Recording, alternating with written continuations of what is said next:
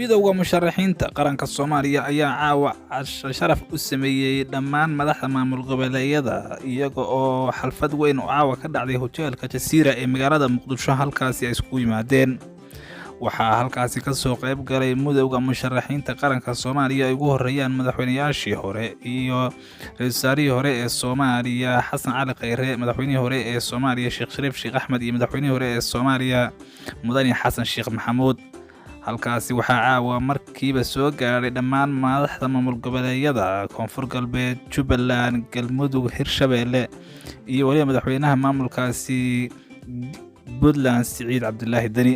dhammaan madaxda maamul goboleedyada ayaa halkaasi caawa isku marxabeeyay iyaga oo isku faraxsanaa kadib markii uu maalmo ka hor soo gabagaboobay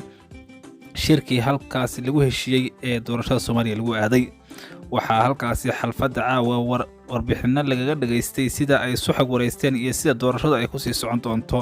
midowga musharaxiinta qaranka Soomaaliya ayaa uga mahad celiyay sidii ay u tanaasuleen dhammaan madaxda maamul goboleedyada iyada oo madaxda maamul goboleedyada dhammaantood oo hadalka qaatayna ay sheegeen in ay ku faraxsan yihiin in ay sagootiyaan ama ay u sameeyaan casho sharafkani. madaxweynihii hore ee Soomaaliya Sheekh Shariif Sheekh Axmed iyo madaxweynihii hore ee Soomaaliya Xasan Sheekh Maxamuud Xasan Cali Khayre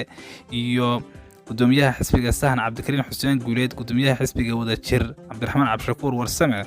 iyo mas'uuliyiin kale ayaa halkaasi caawa ku sagootiyay madaxda maamul goboleedyada iyaga oo u safraya maamul goboleedyadii ay ka yimaadeen.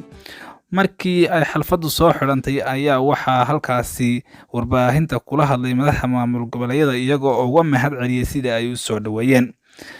waxaa hadda bilowday xulufaysi siyaasadeed iyo waliba ololihii doorashooyinka maadaama laga heshiiyey iyada oo madaxda maamul goboleedyada dhammaantood awood ay u yeelan doonaan inay soo xulaan madaxda ay saameyn weyn ku yeelan doonaan ayna soo xuli doonaan baarlamaanka Soomaaliya magaalooyinkooda lagu soo dooran doono. waxaa xusid mudan in aysan xalfadan ka soo qayb galin ama aysan weli si toos ah isu arkin madaxweynaha madaxweynaha dhammaaday ee Soomaaliya Maxamed Cabdullaahi Farmaajo isaga oo madaxweynaha Soomaaliya maanta khudbad uu ka jeediyay shirkii lagu xidhayay heshiiskii doorashada in uu ugu baaqay in la iscafiyo doorashada loo dhaqaaqay. waxaa hadda bilowday xulufaysi siyaasadeed oo u muuqda in ay doorashadii ugu adkayd ee